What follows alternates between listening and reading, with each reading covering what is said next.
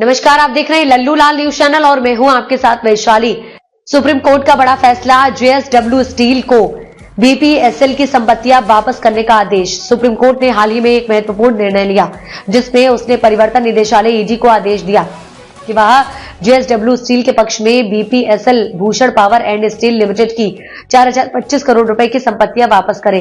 ये फैसला करीब 4 साल तक चली कानून लड़ाई के बाद लाया गया और इसने जेएसडब्ल्यू स्टील को एक बड़ी कानूनी जीत दिलाई।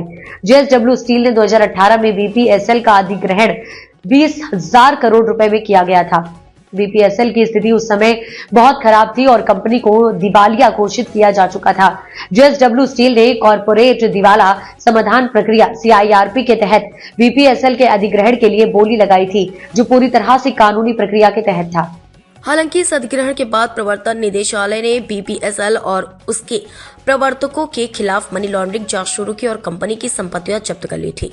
ईडी ने बीपीएसएल की 4025 करोड़ रुपए की संपत्तियां मनी लॉन्ड्रिंग और बैंक ऋण धोखाधड़ी के आरोपों के आधार पर जब्त की थी।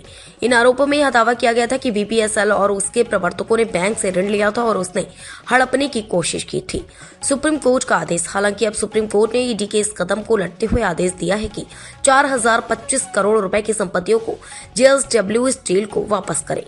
सुप्रीम कोर्ट ने इस फैसले में कहा कि ईडी को जेएसडब्ल्यू स्टील को बीपीएसएल की संपत्तियां सौंपने का आदेश दिया जाता है, ताकि कंपनी का अधिग्रहण पूरी तरह से और बिना किसी कानूनी अड़चन के संपन्न हो सके। ईडी का यू टर्न। यह निर्णय इसलिए भी महत्वपूर्ण है क्योंकि इसमें ईडी ने अपने पहले के रुख से यू टर्न लिया है। पहले ईडी ने बीपीएसएल की संपत्तियों को जब्त करने के बाद जेएसडब्ल्यू स्टील को इसमें हिस्सा लेने की अनुमति देने से इनकार कर दिया था। हालांकि अब सुप्रीम कोर्ट के आदेश के बाद ईडी ने अपना रुख बदलते हुए जेएसडब्ल्यू स्टील को इस अधिग्रहण की अनुमति देने का फैसला लिया है। बीपीएसएल के भविष्य के बारे में। अब जब बीपीएसएल की संपत्तियां जेएसडब्ल्यू स्टील के पास वापस आ गई तो कंपनी के पास अपने अधिग्रहण को पूर्ण रूप से नियंत्रित करने का अधिकार होगा। इसके साथ ही यह संभावना है कि जेएसडब्ल्यू स्टील बीपीएसएल के लिए नए निवेश और सुधारों की दिशा में कदम उठाएगी, ताकि कंपनी की पुनर्निर्माण प्रक्रिया को तेज किया जा सके।